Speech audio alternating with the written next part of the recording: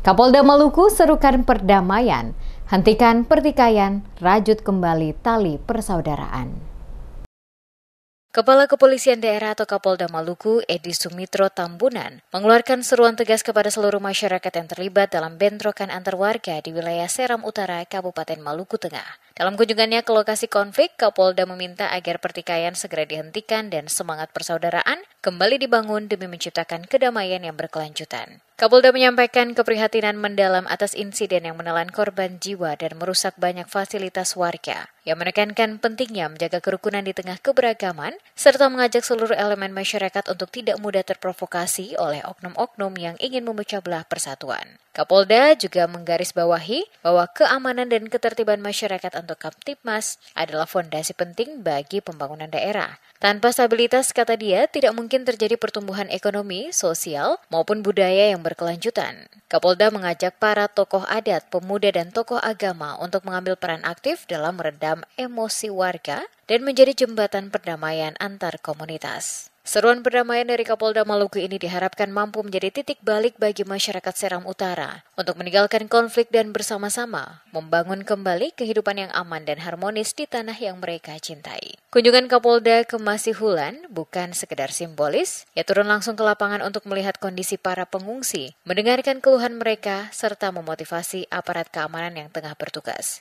Ia juga memberikan penghormatan khusus kepada almarhum Aibda Anumerta Husni Abdullah, Kanit Intelkam Polsek Wahai yang gugur saat menjalankan tugas mulia meredam kekerasan. Jadi kami datang ke sini lagi untuk menggugah pada para tokoh pemuda atau siapapun tokoh masyarakat yang ada di sini, jangan main hakim sendiri. Apabila ada permasalahan, kita bisa pecahkan.